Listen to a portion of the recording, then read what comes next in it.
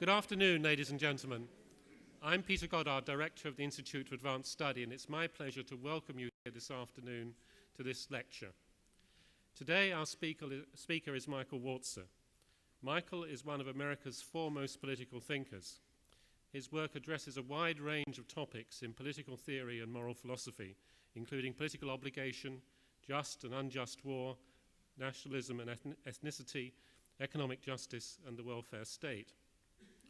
After 27 years as a professor in the School of Social Science, he will retire on the 1st of July and become Professor Emeritus. Michael obtained his first degree from Brandeis in 1956 and his PhD from Harvard in 1961. He was an assistant professor at Princeton University from 1962 to 1966 when he joined the Harvard faculty. He was professor of government at Harvard from 1968 to 1980 when he came to the Institute as professor in the School of Social Science, and he was named UPS Foundation professor later. Michael has served as co-editor of the political journal Dissent since 1975, as a contributing editor of the New Republic since 1977, and as a member of the Board of Governors of the Hebrew University since 1974, amongst very many other roles. Today, Professor Walzer's title is Terrorism and Just War. Thank you.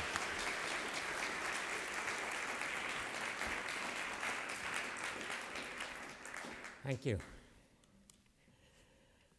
I knew I was getting close to retirement when a magazine started coming in the mail called Renaissance for New Jersey's mature adults.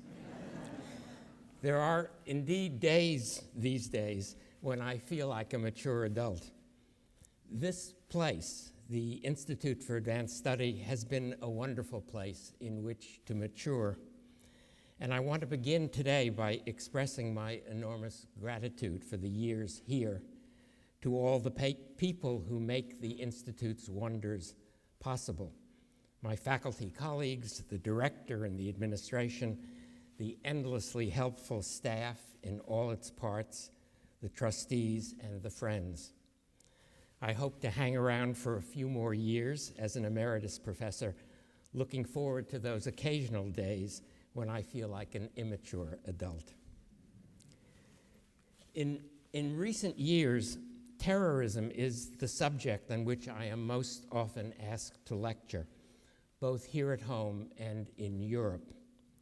I first gave an early version of this lecture in Spain after the Madrid bombings. And I've been rewriting it ever since and occasionally working bits of it into other lectures. If some of you have heard those bits, I apologize for that. This is the final version. It will appear soon in a collection of my essays. I want to ask first why terrorism is wrong, which may seem like an easy question, though it's often answered badly. And then I will consider the choice of terror as a political strategy out of all the possible strategies. And finally, I will worry briefly about some of the problems involved in waging the war on terrorism, which is mostly, and this will be one of my points, not a war. Terrorism is the random killing of innocent people in the hope of creating pervasive fear. The fear can serve different political purposes, one of which, so I will argue, should figure in our moral understanding of the phenomenon. But it's easy to imagine a terrorist organization, as it might be portrayed by Franz Kafka, say, that has no purpose at all. Randomness and innocence are the crucial elements in the definition. The critique of this kind of killing hangs especially on the idea of innocence, which is borrowed from just war theory. Innocence functions in the theory as a term of art. It describes the group of non-combatants, civilians, men and women who are not materially engaged in the war effort. These people are innocent, whatever their government and country are doing, and whether or not they are in favor of what is being done. The opposite of innocent is not guilty, but engaged. Disengaged civilians are innocent without regard to their personal morality or politics. But why are all civilians immune from attack while soldiers are collectively at risk? According to the rules of jus in bello, of justice in combat, once the fighting has begun, it's entirely legitimate to kill soldiers at random as they come within range. And yet a lot of soldiers are not actual combatants. They serve behind the lines, they are involved in transportation, the provision of food, the storing of supplies, they work in offices, they rarely carry weapons. And no soldiers are always combatants. They rest and play, eat and sleep, read newspapers, write letters. Some of them are in the Army by choice, but some of them are there unwillingly. If they'd been given a choice, they'd be doing something else. How can they all be subject to attack simply because they bear the name and wear the uniform of a soldier? Why isn't innocence as a term of art? Why doesn't innocence as a term of art describe some of them, some of the time? On the other hand, if soldiers are rightly subject to attack, all of them all the time, if they are collectively at risk, then why can't civilians as a class also be legitimate targets? These civilians are members of a political community. By a clear majority, let's say, they elected a government that is waging an unjust war. And so they share responsibility for immoral, possibly criminal acts. Why aren't the terrorists right when they say that membership and responsibility make civilians collectively vulnerable to attack? I'm going to take that question seriously, despite my skepticism about the seriousness of many of the people who ask it. The answer has to do with the meaning of membership in an army and in civilian society.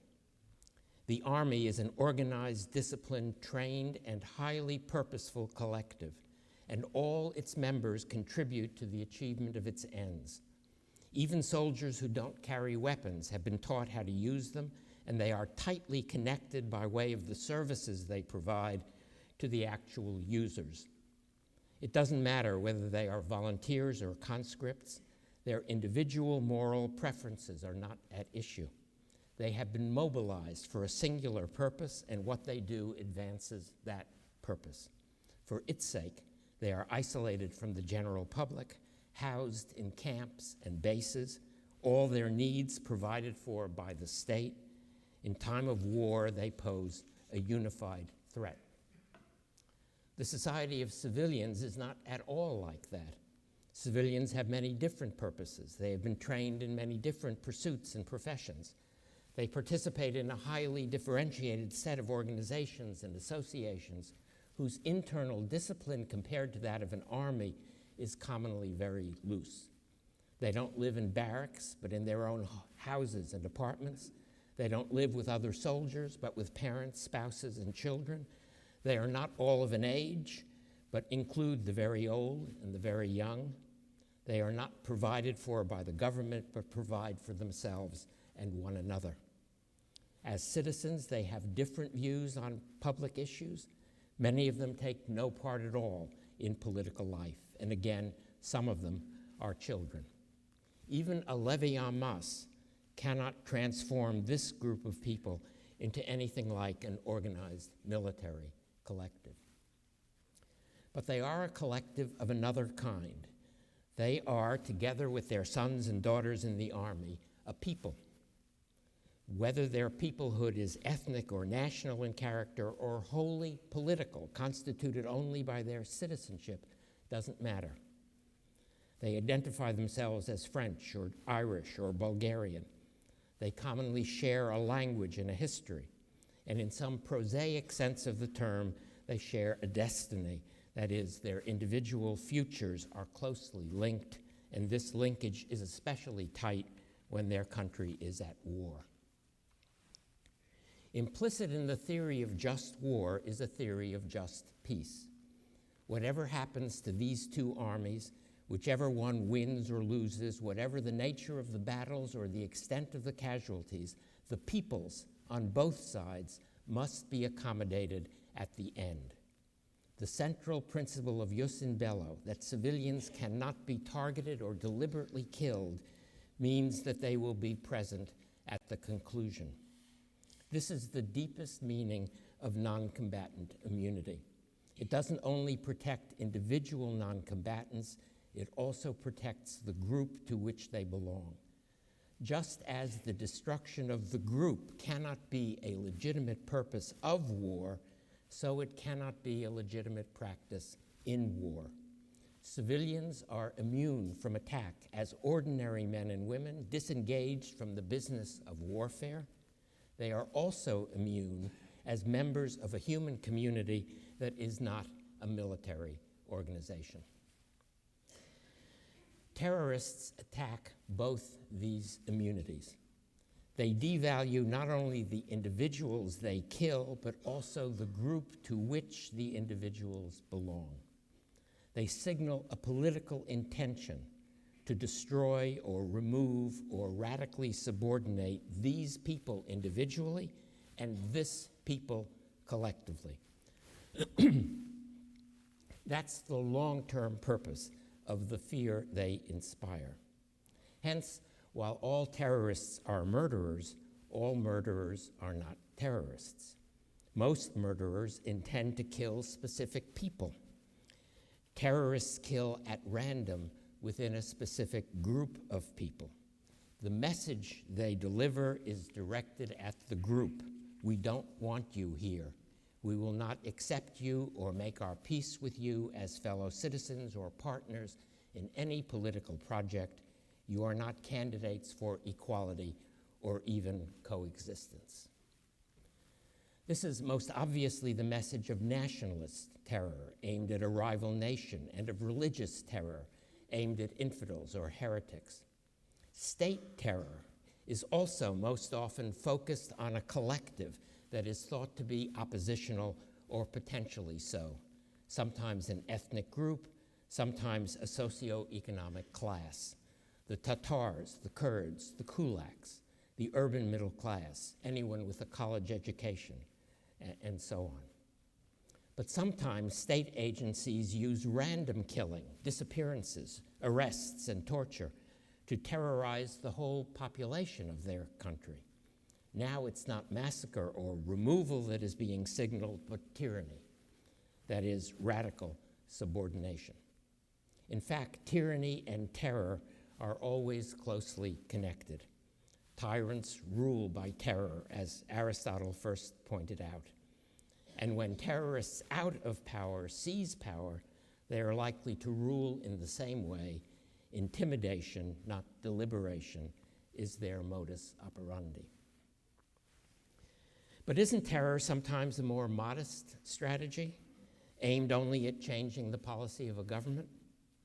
The innocent people targeted are the people this government is supposed to protect, and the message is that they will be at risk until the government surrenders or withdraws or concedes some set of demands. Once that happens, the killing will stop, so the terrorists say, and the innocent people, those of them who are still alive, won't be forced to abandon their homes or submit to a tyrannical regime. Consider the American use of nuclear weapons against Japan in 1945. This was surely an act of terrorism. Innocent men and women were killed in order to spread fear across a nation and force the surrender of its government. And this action went along with the demand for unconditional surrender, which is one of the forms that tyranny takes in wartime. In the end, the United States did not insist on unconditional surrender, and the occupation of Japan was not a permanent subordination of the Japanese people to American power. But this only means that the message terrorists send is not always acted out later on. There can't be any doubt that the destruction of Hiroshima and Nagasaki implied at the moment the bombs were dropped a radical devaluation of Japanese lives and a generalized threat to the Japanese people. Sometimes, perhaps, terrorists do have limited purposes. I don't want to rule that out by definition. It's not a conceptual truth that people who act for limited ends can't be terrorists.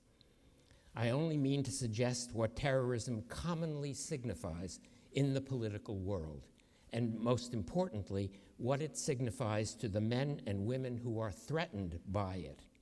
For it is certainly true that whenever violence is random, directed against innocent men and women, its victims have good reason to be skeptical about claims that the terrorists have a limited agenda. From the perspective of its victims, which is morally very important, terror is a totalizing practice. Random murder implies universal vulnerability, and the implication is often realized in practice. Stalinist terror, to take an obvious example, was not designed to win the class struggle in the countryside by threatening the kulaks. It was designed to get rid of the kulaks. Algerian terrorists probably intended what they achieved, the removal of Europeans from Algerian soil. They had a lot of help, it has to be said, from the Europeans. Palestinian terrorists have been remarkably honest about their intentions. They don't claim to have limited purposes, though the claim is sometimes made on their behalf. Perhaps Basque terrorists would settle for a state of their own. They don't intend the destruction of Spain, but they may well intend the ethnic and ideological cleansing of the Basque country. It seems best to take seriously the signal that terrorists send. Of course, most terrorists don't want to be identified and judged by the signal they send, but rather by the goals they announce. Not the destruction, removal, or radical subordination of a nation or a religious community or a social class, but victory in a just war, national liberation, or the triumph of their own religion. And why shouldn't we identify them, first of all, by reference to their stated ends, rather than to the means they employ? I've often heard it said that a war against terrorism makes no sense, since terror is an instrument, not a full-scale politics, like, say, communism or Islamic radicalism. But surely one of the most important reasons for opposing communism and Islamic radicalism is that these ideologies have served and do serve in the real world to inspire and justify terrorism. The instruments one chooses are often morally defining, as in the case of the members of Murder Incorporated, say, or the Mafia, whose long-term goal, making a lot of money, is shared with many other people and entirely acceptable in our society. No doubt, the goals of criminal gangs fail to justify the means they choose. But what is equally important, the goals do not serve to identify the actors. Members of the Mafia may think of themselves as businessmen, but we rightly call them gangsters. Similarly, men and women who bomb urban residential areas or organize massacres or make people disappear or blow themselves up in crowded cafes may think of themselves as political or religious militants or as public officials and civil servants, but we rightly call them terrorists. And we oppose them, or we should oppose them, because they are terrorists.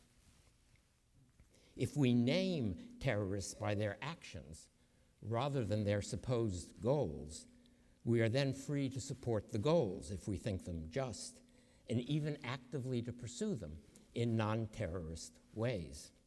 We can, retrospectively, support the U.S. war effort against Japan, even while we oppose the bombing of Hiroshima and Nagasaki. We can work for Algerian independence, even while we oppose FLN terrorism. We can call for Palestinian statehood while condemning the groups that target Israeli civilians. A decent politics often requires a two-front campaign against oppression or occupation, but also simultaneously against murder.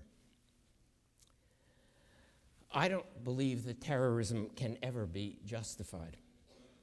But I also am uncomfortable defending an absolute ban.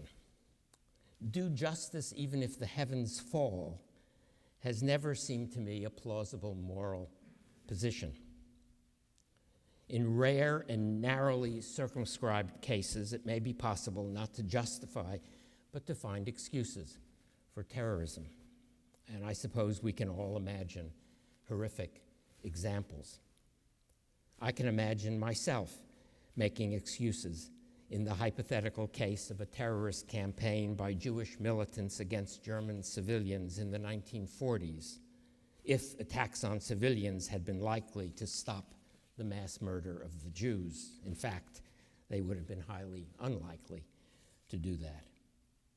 The argument from extremity might work in truly extreme circumstances, but we have to be very careful here, for terrorism, as I've been insisting, threatens mass murder even when it doesn't reach that far.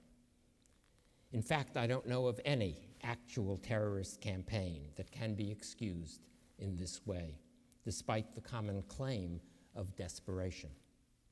The standard excuses that terrorism is the weapon of the weak, used only as a last resort in response to looming catastrophe, the standard excuses don't work when what is looming is something less than catastrophe and when there are, in fact, alternative strategies for dealing with it. Actual terrorists threaten mass murder in order to oppose, or better, with the pretense of opposing something less. And most often they have the totalizing intentions that their actions signal. So this is the wrong of terrorism: the murder of the innocent and the creation of a devalued collective, a group of men and women who have been deprived of the right to life, or alternatively of the right to live where they are living. They have been denied what may well be the most important of the four freedoms proclaimed by Roosevelt and Churchill in 1943, freedom from fear. It is the extension of violence, or the threat of violence, from individuals to groups that is the specific feature of terrorism. Men and women are targeted because of their ethnic, religious, or class membership, because they are Japanese, as at Hiroshima, or Protestants in Northern Ireland, or Muslims in Gujarat, or kulaks in the Ukraine, or Jews in Israel, or Shiites or Sunnis in Iraq today. It is who you are, not what you are doing, that makes you vulnerable. Identity is liability, and that's a connection that we are morally bound to resist. Now, terror is a strategy that has to be chosen from a wide range of possible strategies. It's always a choice. For many years, I've been insisting that when we think about terrorism, we have to imagine a group of people sitting around a table arguing about what ought to be done. We don't have minutes of those meetings, but we have descriptions of them, and we know that they have taken place in all the cases of terrorist activity.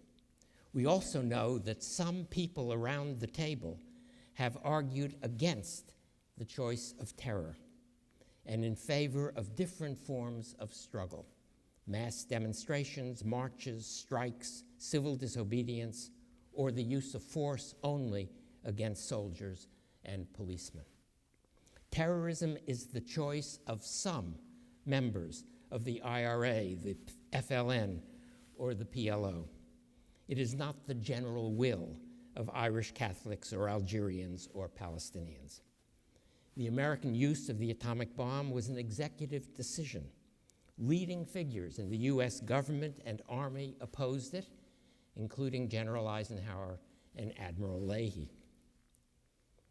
Political culture may have something to do with these choices, but it is not determinative. Just as Asian values, as Amartya Sen has insisted, don't mandate opposition to human rights, so Irish or Algerian or Palestinian or American values don't explain the acceptance of a terrorist policy at a particular moment in time. This is a decision supported by some, opposed by others. It seems to me an obvious point that the people around the table who say no are the people we should support. And this is an important as well as an obvious point, because those are often the first people that the terrorists kill.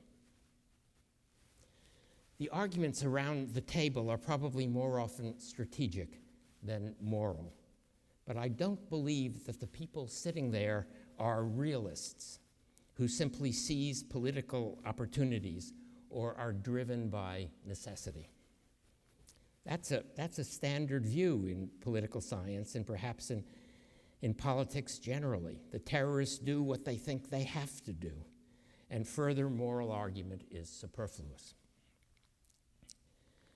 There is a kind of hard-nosed realism here, which seems to me utterly unrealistic. I want to suggest that the arguments about necessity and last resort and all the other strategic arguments made around the table are a facade behind which militants and officials act out their deepest moral and political convictions. So consider a case close to the Hiroshima case, close in time, the British decision to bomb German cities in World War II. In the early 1940s, British politicians and generals sitting around a table or around several tables debated strategic bombing policy. Should the goal of the RAF be to kill as many German civilians as possible so as to terrorize the enemy and shut down the economy, or should the pilots aim only at military targets? The debate was conducted, so far as I can tell from memoirs and histories, entirely in the language of strategy. The principle of non-combatant immunity was never mentioned. I'm working only from secondary sources, but I used this example in an institute lecture some years ago, and Freeman Dyson was kind enough to say that he thought I was right about how this decision was made.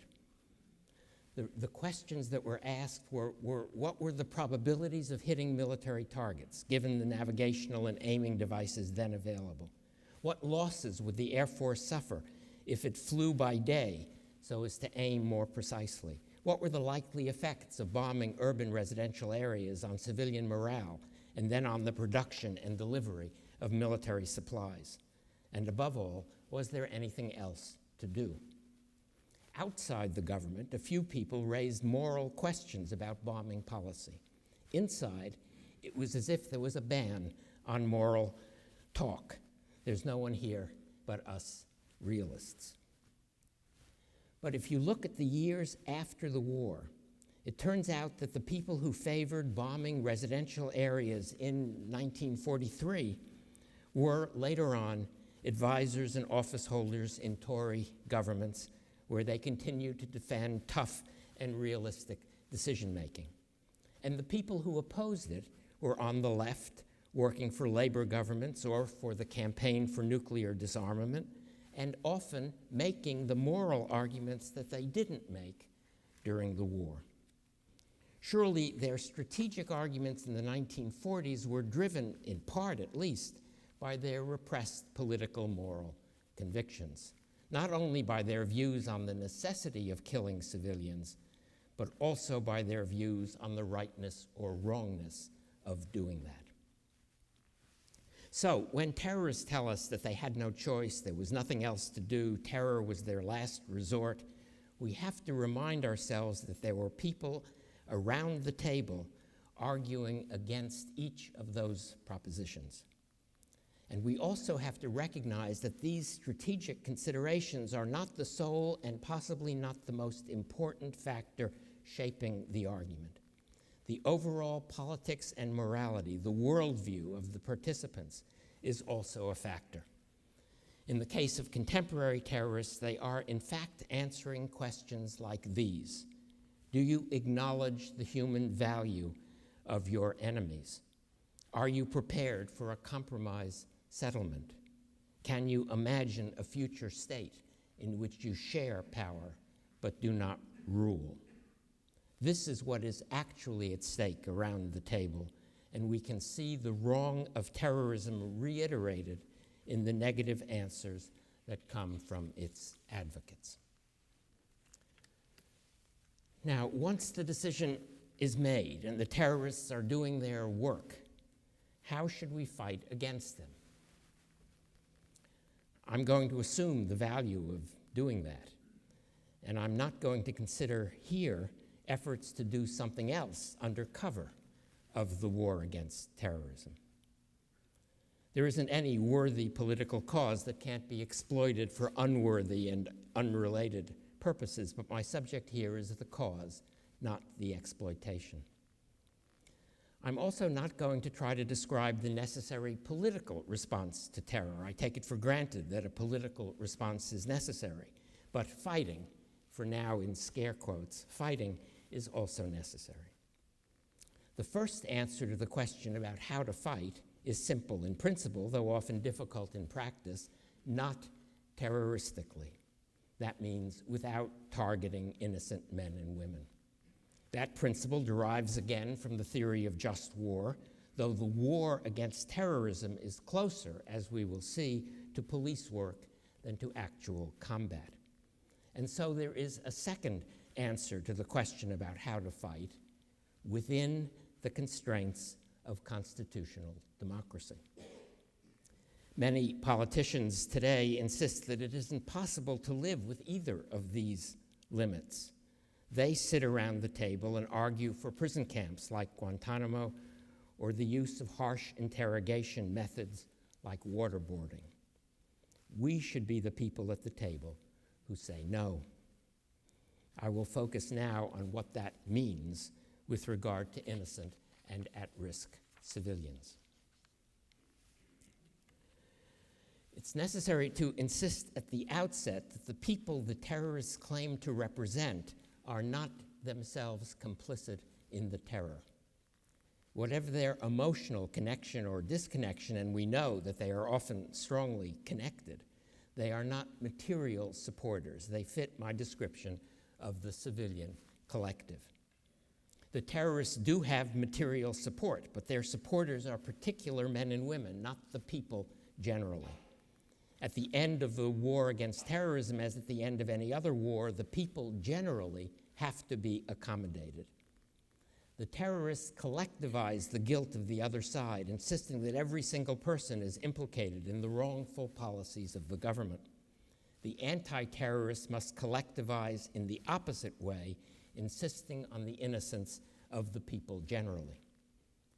Like the police, they have to look for the particular individuals who are planning, providing material support for, or actually carrying out terrorist operations.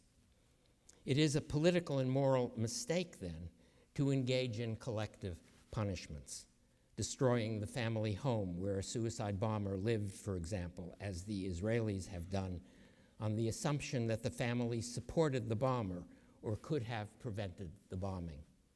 That might sometimes be true. That is sometimes true, but it is often untrue. In domestic society, the police are not allowed to act like that, demolishing the homes of mafia relatives, say, because they live off the family business. Nor should armies or special forces be allowed to do that. If a particular relative is complicit in the crime, then the anti-terrorists have to find some way to apprehend and punish that person. Collective punishment treats people as enemies who may be as different from one another in their politics, say, as were the people in the cafe or on the bus that the suicide bomber attacked. The terrorists hold that there's no such thing as collateral, or as the dictionary says, secondary damage. All damage for them is primary, and they want to do as much damage as they can. The more deaths, the more fear.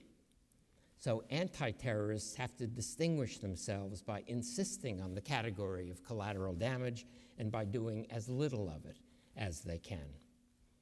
The rules of jus in bello apply. Soldiers must aim only at military targets, and they must minimize the harm they do to civilians. I don't believe that the doctrine of double effect, as it is usually understood, adequately describes what is required here. It isn't enough that the first effect, the damage to military targets, is intended, and the second one, the harm to civilians, is unintended. That's not a justification. The two effects require two intentions. First, that the damage be done, and second, that the harm be avoided. What justice demands is that the Army take positive measures, accept risks to its own soldiers in order to avoid harm to civilians. The same requirement holds for anti-terrorists, holds more strongly, I think, insofar as it is mostly police rather than soldiers who are at work in this war, and we impose much higher standards of care for civilians on the police than we do on armies in combat. This need for care also governs the practice that has come to be called targeted killing. It's the Israelis who made this practice famous, but I'm going to look at an American example. I suspect there are many American examples. First, though, a general word. The killing of the political leaders of the enemy state is ruled out by just war theory, as it is by international law, because of the assumption that the war will end and should end with a peace agreement negotiated with those same leaders who are taken to be representative figures. But this argument applies only to political leaders, the heads of the civilian collective. It doesn't apply to army officers who are part of the military collective. The vulnerability of military leaders is clear. If a couple of British commandos in World War II had crossed German lines in North Africa, had made their way to army headquarters, and had killed a colonel, a brilliant tactician, let's say, who was planning but was not going to be engaged in the next tank attack, that would have been a targeted killing, but surely not a wrongful assassination. Now consider the case of the 5 al-Qaeda militants traveling in a van in the Yemeni desert who were killed by a Hellfire missile in November 2002. What should we make of that? Well, imagine first that the same attack had taken place in Afghanistan. There it would have been an act of war, and assuming that the people killed were correctly identified, we would not have thought the attack wrong or even problematic. It is part of the awfulness of war that people actively engaged on the other side can legitimately be killed without warning. Sometimes it's possible to offer them a chance to surrender, but often in night raids, ambushes, and air attacks, it isn't possible. Now imagine that the same Hellfire attack on the same people in the same van had taken place not in Afghanistan, but on a street in Philadelphia. It would not be an act of war, and it would not be legitimate. We would be horrified. The attack would be a political crime, and we would look for the officials responsible. In Philadelphia, the suspected terrorists would have to be arrested, arraigned, provided with lawyers, and brought to trial. They could not be killed unless they were convicted, and many Americans opposed to capital punishment would say, not even then. Now, Yemen is somewhere between Afghanistan and Philadelphia. It isn't a war zone, but it also isn't a zone of peace. And this description will fit many, not all, but many of the battlefields of the war against terrorism. In large sections of Yemen, the government's writ doesn't run. There are no police who could make the arrests. In fact, 14 soldiers had already been killed in attempts to capture the al-Qaeda militants. The Yemeni desert is a lawless land, and lawlessness provides a refuge for the political criminals called terrorists. The best way to deal with the refuge would be to help the Yemeni government extend its authority over the whole of its territory. But that's a long process, and the urgencies of the war against terrorism may require more immediate action. When that is true, if it is true, it doesn't seem morally wrong to target al-Qaeda militants directly, for capture if that's possible, but also for death. Yemen, in this regard, is closer to Afghanistan than to Philadelphia. But there are two moral political limits on policies of this sort, and the limits are important because governments, once they learn to kill, are likely to kill too much and too often. The first limit is implied by the word targeted. We have to be as sure as we can be without judge or jury that the people we are aiming at are really al-Qaeda militants, or more generally, that they are engaged in planning and carrying out terrorist attacks. Targets have to be identified, and the work of identification must be careful and precise. The second limit is equally important. We have to be as sure as we can be that we are able to hit the targeted person without killing innocent people in his or her vicinity. And here I think we have to adopt standards that are closer to Philadelphia than to Afghanistan. In a war zone, collateral damage cannot be avoided. It can only be minimized. The hard question in war is what degree of risk we are willing to accept for our own soldiers in order to reduce the risks we impose on enemy civilians. But when the police are chasing criminals in a zone of peace, we rightly give them no latitude for collateral damage. In the strongest sense, they must intend not to injure civilians, even if that makes their operation more difficult and even if the criminals get away. Now, that seems to me roughly the right rule for people planning targeted killings. Like the police, they are not actually engaged in a battle. They plan their attack in advance, and they can call it off if they discover, say, that their target is holding a child on his lap, as in Albert Camus' play, which is just about these questions, The Just Assassins. Or that their target has moved into a crowd, or is sitting in an apartment that isn't empty as it was expected to be. They can't avoid imposing some degree of risk on innocent people, and the risks will certainly be greater than those imposed by police in a city at peace, but we must insist on a strenuous effort to minimize the risks. The American attack in the Yemeni desert probably met this standard. Only the 5 were killed. Some of Israel's targeted killings have clearly met this standard. Some almost certainly have not.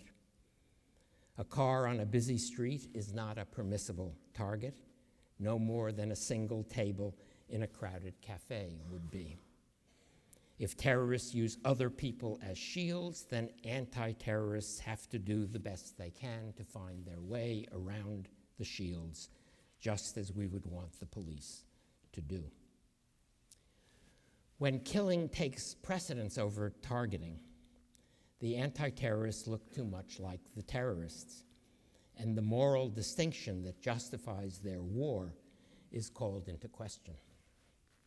The same thing happens in domestic society when the line between police and criminals is blurred by the brutality or corruption of the police.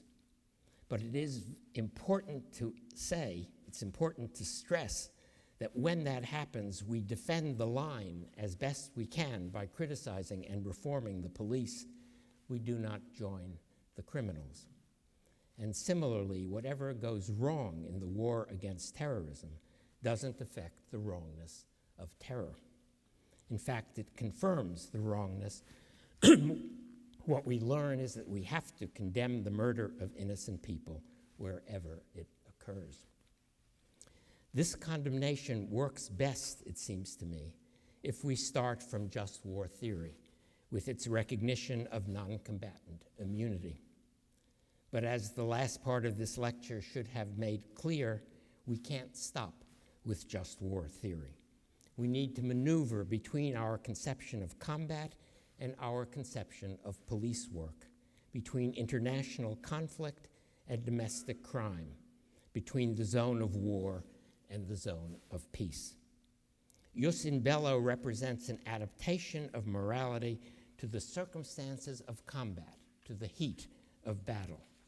We may need further adaptations to the circumstances of terror, but we can still be guided, even in these new circumstances, by our fundamental understanding of when fighting and killing are just and when they are unjust. Thank you.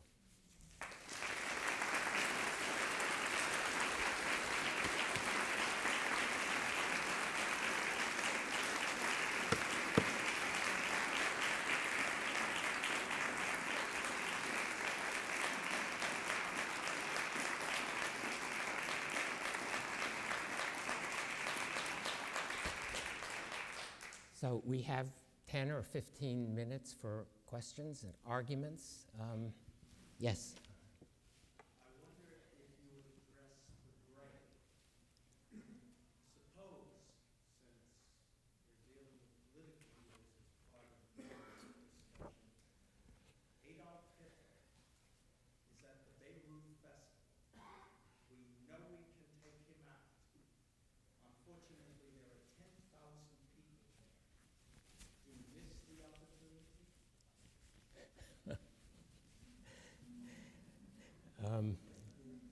Yes. Nazi examples are always especially difficult because they invite us to make the kinds of exceptions that we know we wouldn't make in any other case. But I think I would resist even in this case. There have to, if that assassination is possible, there have to be other opportunities. Yes. Yeah, you gave the example of Afghanistan versus Philadelphia and the difference of attitude that you would presumably have if the thing took place in one. I'm wondering if the people that live in Yemen would have a reaction closer to ours in Philadelphia than, and if terror is the creation of fear, are we not also creating fear amongst people in that scenario, and do we have that to do? Is the attack that I described in how would the attack that I described in Yemen be viewed by Yemeni civilians, and would it be in their eyes like a terrorist attack, causing pervasive fear among the civilian population? And, first of all, I believe that in this case, the Yemeni government actually gave its agreement to the American attack. As I said, they had tried themselves to capture these people and had failed. I think that a targeted killing is exactly the opposite of a terrorist attack, because you are choosing the individuals that you're attacking because of what they have done and not because of who they are. And people who have not done those things should not be terrorized by an attack of this sort. Eric. You used the example of the American bombing of Hiroshima and Nagasaki as a case of terrorism. I take it as not justified terrorism.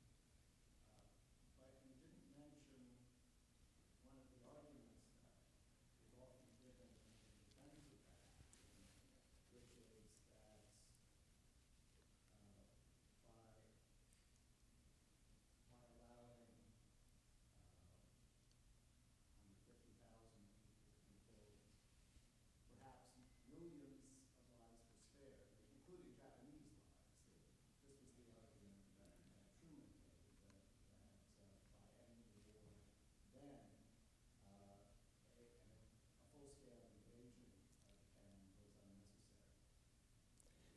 Right. Do you think that kind of utilitarian calculation is relevant to this matter?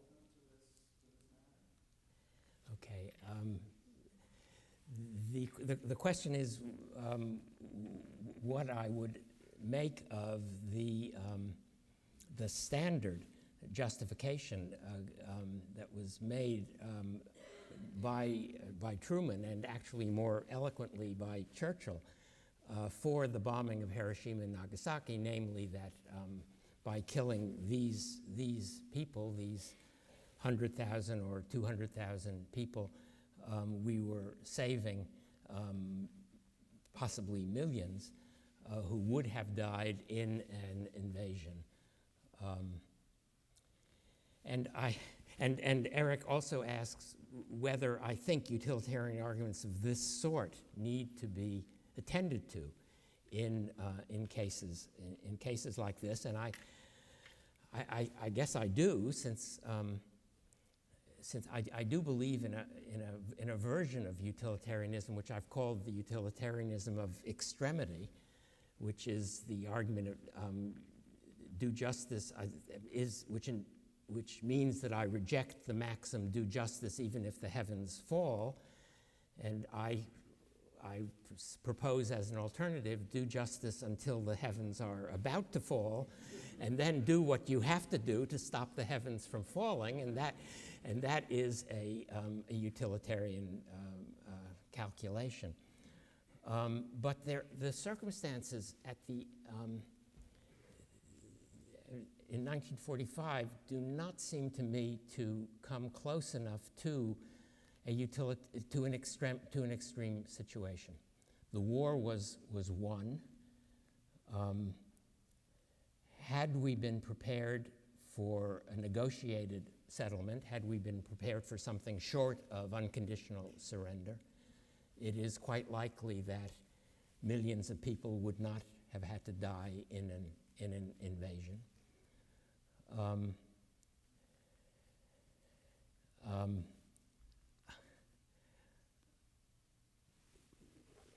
And the calculation, well, we're going to kill 100,000, we're going to kill 200,000, by the way, with unknown genetic consequences, in order to save maybe 1 million who might die in an invasion, if an invasion is necessary.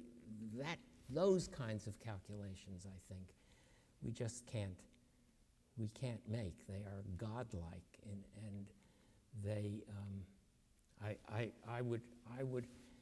I would save the 150,000 and then look for ways of saving the million, but save the 150,000 first. Yeah. Okay. Yes.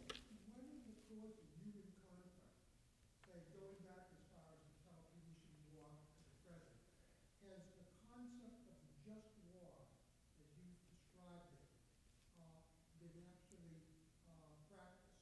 And if the examples are ready for you, is there something in the human nature, say in our amygdala nucleus, that is going to lead us to violate such rules? Well, there is something in human nature that leads us to make such rules. And then there is probably also something in human nature that leads us to violate them. But no political leader can send young men and women into war without assuring them that the cause is just. And so there have to be criteria for making that argument. And once the argument is made, all of us, especially in democracies, can join it. And we have many examples of arguments about whether a war was just or unjust, which went on while the war was being conducted and which helped to end it. The question is, how was the war conducted? Oh, jus in bello you're talking about. Yes, well, there are many, many examples of officers who put their own soldiers at risk in order to save civilians. But that is, there's obviously an example, but in general, once within that conflict, how uniformly was that? No, but that's not, what does it matter? I mean, what I'm trying to get at is the judgments that we have to make about military conduct. It's like, you could ask your same question about democracy. When has there ever been a real democracy? You can ask your same question about friendship. How many friends really behave in crisis situations the way friends are supposed to behave according to our theory of friendship? We need a moral understanding of the world precisely so that we can recognize when our standards are being violated. Yes?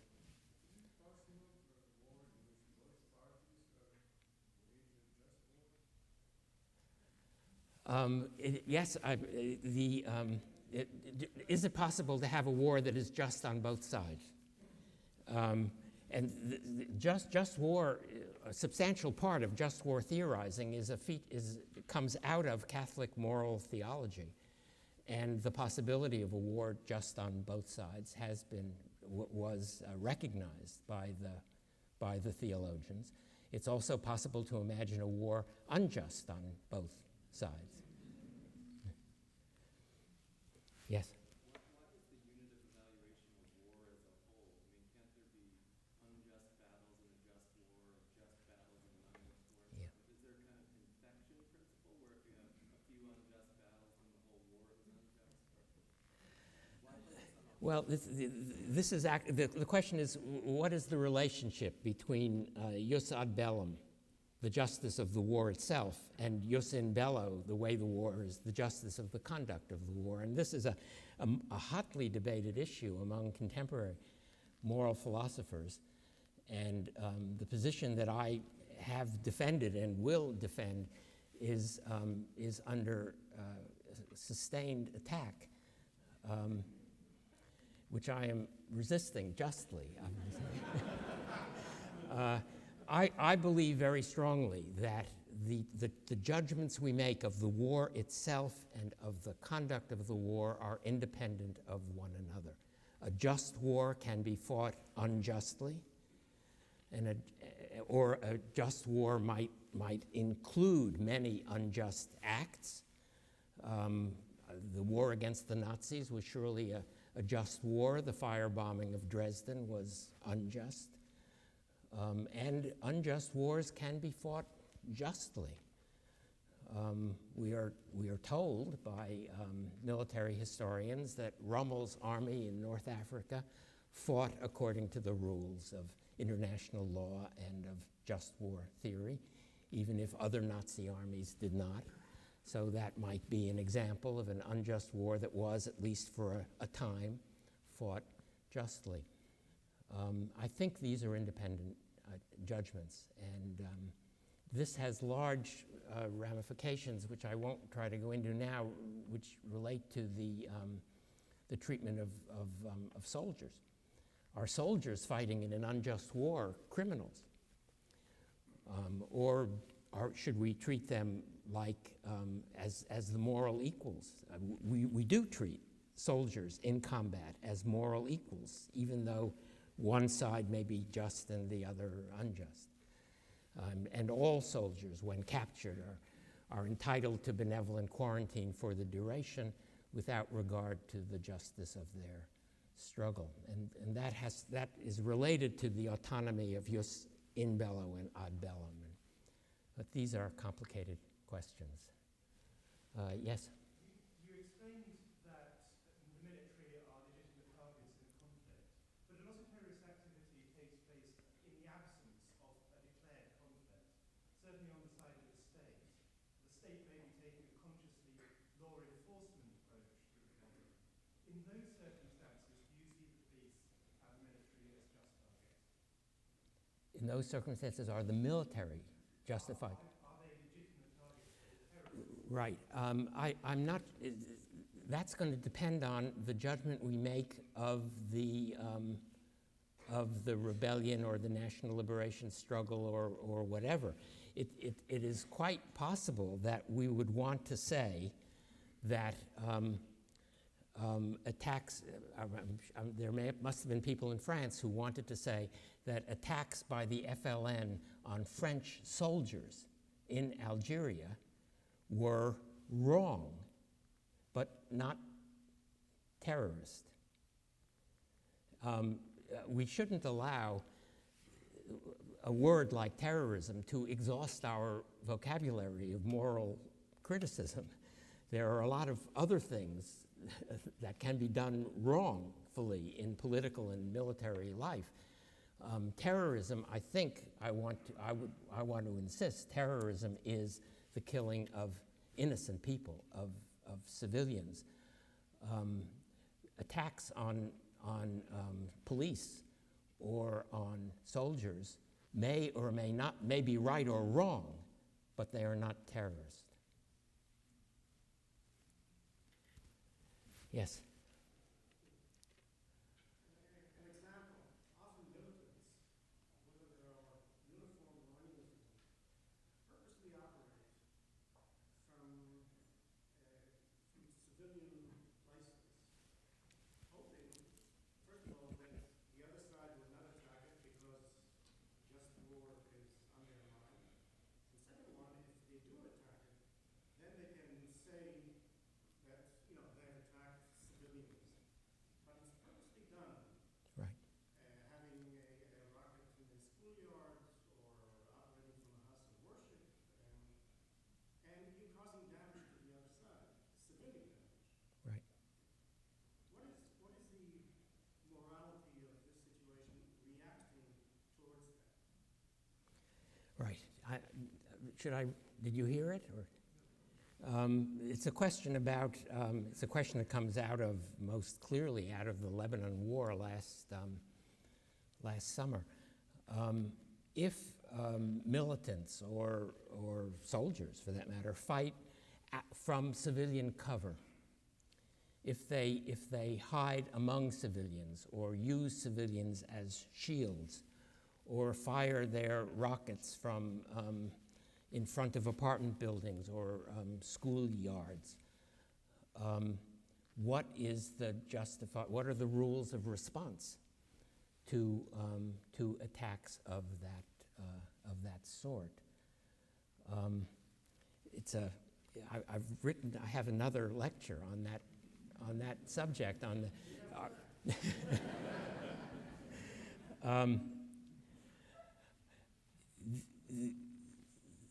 there are two issues here. There's the issue there's the issue first of responsibility. Who is putting these civilians at risk?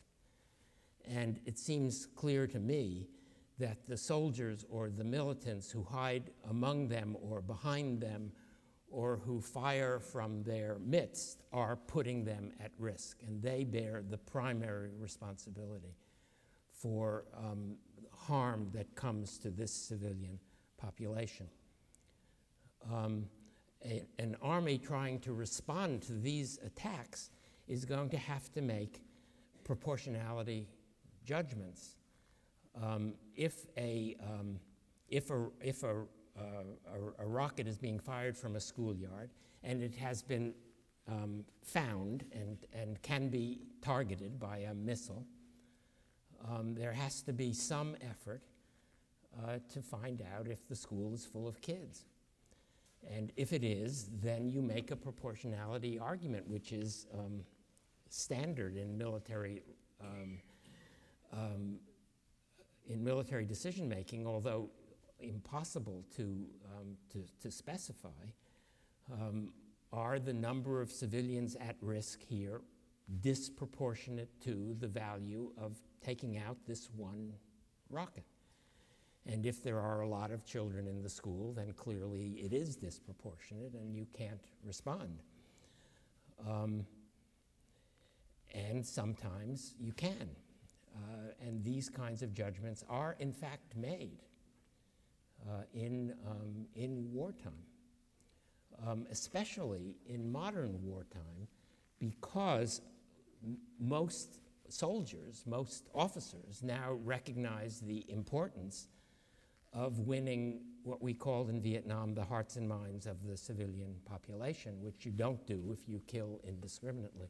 So the tactic of using civilian shields can be, in some circumstances, a very effective tactic.